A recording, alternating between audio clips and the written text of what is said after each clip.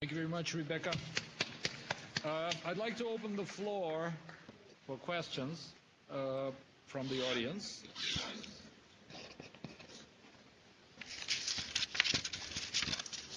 Yes, please. Pierre Jasmin.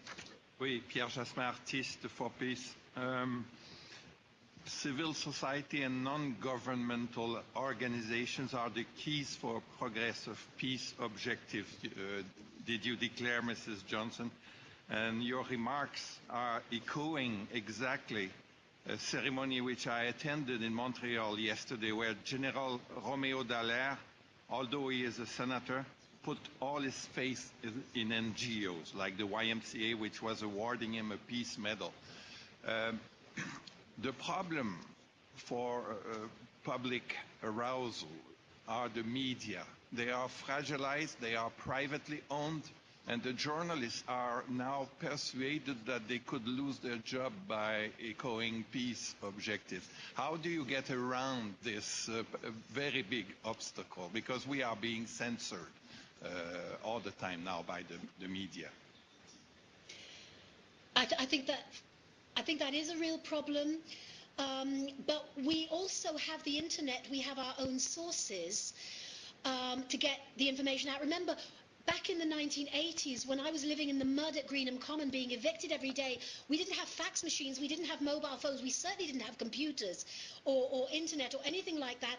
And the media veered within a few months from treating us as kind of well-meaning mothers and grandmothers, but well-meaning but ignorant, to burly lesbians in the mud who just wanted to overturn the West. Well, we wanted to overturn the East too, and of course on this 20th anniversary of the Berlin Wall coming down, who actually brought that Berlin Wall down? It was the civil society, and a big part of that was the peace movement in Europe. And in a sense, we jumped over a lot of the media.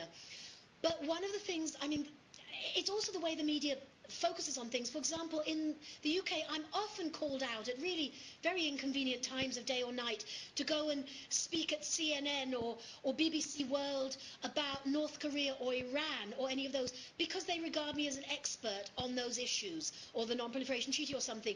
Yet when I was very prominent, and I still am, of course, on trying to get rid of Trident, they won't use me for that. They turn around and say, oh, but you're not an expert on that, you're an advocate. Well, how ludicrous. I'm more of an expert on the nuclear weapons held by my own country than I am on the nuclear weapons and the nuclear programs of other countries. So again, we have to turn that round and challenge the way they do that. But deep down, I think we just have to use and increase our own sources and make the media pay attention. And that's why this idea for demonstrations that could involve several million people around the world, not all in one city centre, but around the world, with the same voice and the same message for nuclear abolition, that could get media attention. Maybe not national media attention, but when we were doing the year-long blockade of the Faslane nuclear base in Scotland, what we found was the Scottish media reported what we were doing quite often. The English media never, but a lot of the local media in England, which were covering whole towns, and in some cases a number of towns, covering in areas of London that had 1 million people in them. That local media were taking photographs of the local people that were taking part in those demonstrations, doing interviews with them. If you can get actors, if you can get musicians, if you can get people prominent in society, that helps you to get the message across. Thank you very much. Gentleman in the second row, please. Yes. Press the button. It's on. Okay, sorry.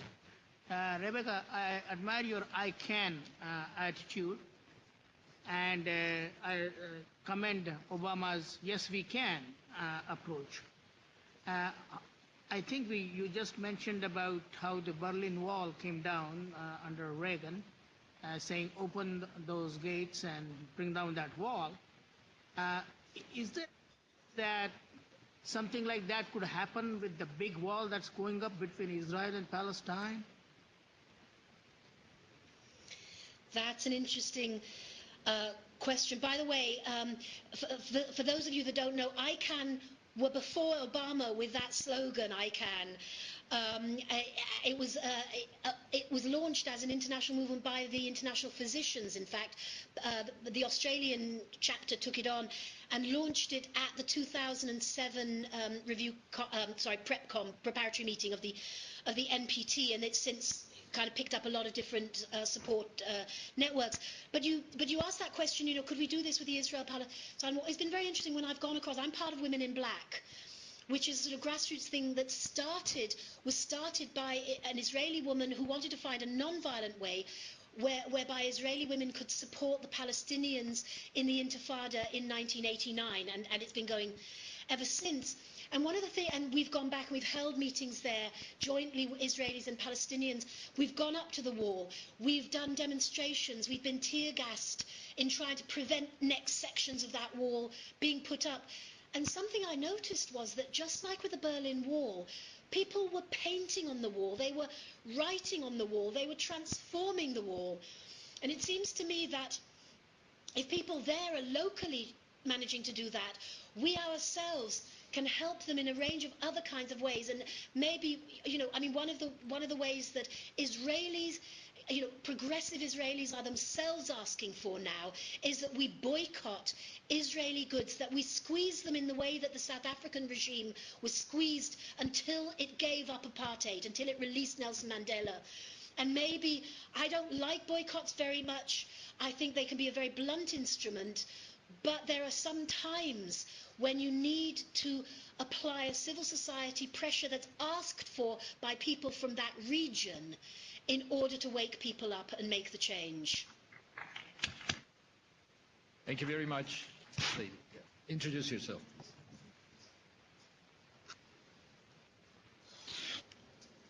Have you pressed the button? You have to press the yellow button. There's no... And close Okay, it. can you hear me now? Okay. Rebecca, you have more leadership skills than our own leaders. And I wish you were here too. Me being an activist, I have banged my head against a political brick wall once too many. And the only thing I can see is that, yes, we are a free society, but we are really not free in action, because I think our politicians are really subsidiaries to industry, whether that industry is military or oil or automobile. They have become their puppets against public concerns. And the public, as a result, is very apathetic or very cynical. That's what happens to many students, like you were talking before about the university. Why should they do anything if nothing can be done? And this is the point, including the media. The media supports certain politicians, and the politicians support industry. And industry has a very strong lobby. No matter how you take it, they are very powerful people, including our Health Canada is in bed with oil industry in Alberta's oil sand.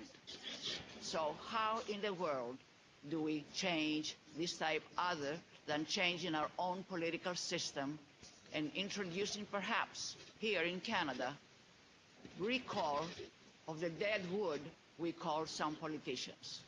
Thank you very much. We have 3 minutes left and 2 more questions. So, Rebecca, if you could briefly... Take all of them, yeah. Why don't you take all the questions yes, and I'll answer them all in one go. Barry Thompson.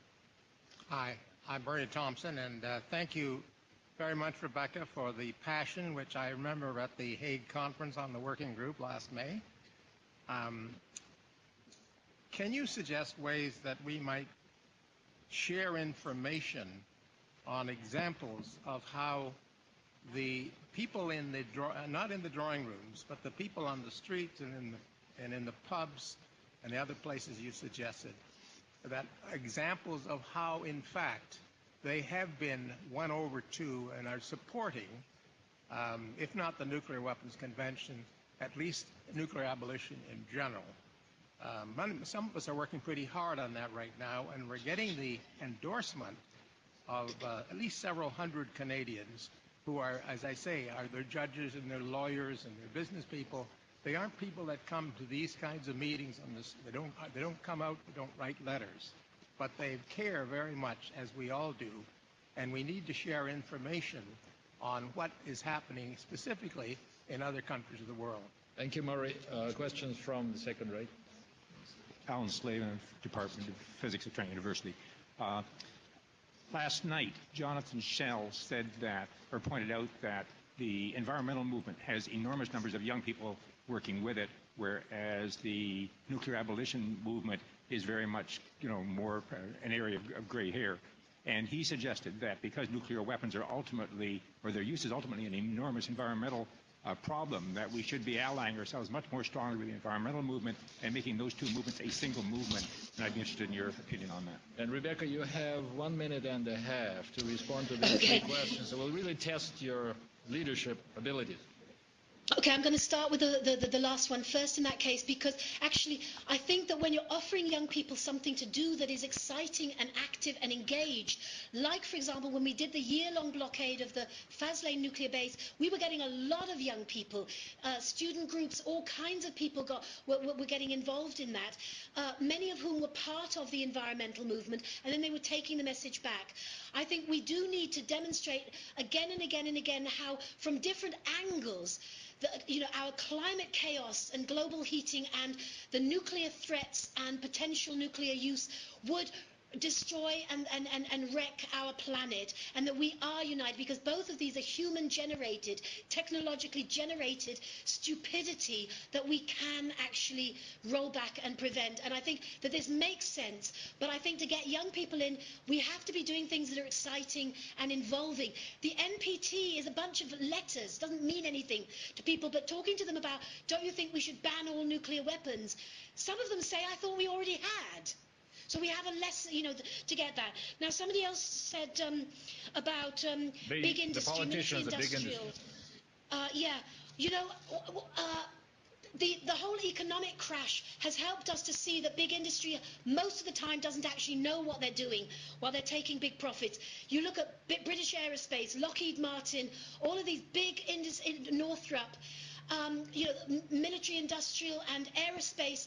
They've got their fingers in all of the weapons industries, not just nuclear, but all of them. Again, one of the ways maybe to go back to a strategy from the 1980s of divestment. And it might actually, I put whatever money I have into ethical savings. The more of us that would do that, and make sure that our work, any money that we have is working for the environment, to plant trees, to build small micro energy instead of, huge, nuclear energy kind of complex, and so on and so forth. And then the final thing about examples is, again, if you make something into being a media issue, the fact is that nuclear weapons are now discussed in pubs and places. I just had an argument with a taxi driver coming here about this issue, because in Britain we have a key decision to take, which is about whether or not we spend £76 billion over the next some years on getting the next generation nuclear weapons. So again, we have to become better at showing people why this issue matters to them, to their pockets, to their interests, to their children and their grandchildren. But I think we can turn it into an issue of controversy. And actually, Obama and Kissinger, from their two different angles, have helped to make it a more mainstream issue to discuss. It's now not on the fringes, but now we have to not just talk about the vision of a world free of nuclear weapons, but talk about the goal of a treaty that would ban nuclear weapons, like chemical weapons have been banned by treaty, biological weapons have been banned by treaty, landmines have been banned by treaty. None of these are perfect.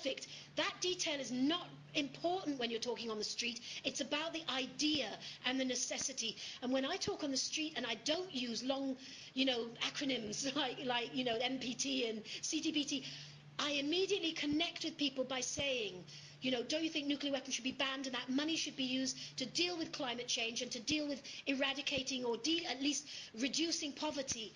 And it's a no-brainer. At that level, it's a no-brainer. Rebecca Johnson, thank you so much for participating in our forum, and we'll keep in touch. Thank you. I wish I could stay and hear the other speakers, but good luck with the rest of your conference. Thank you. Thank you so much.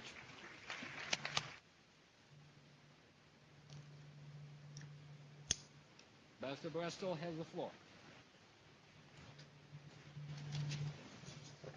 Thank you, Sergei. And ladies and gentlemen,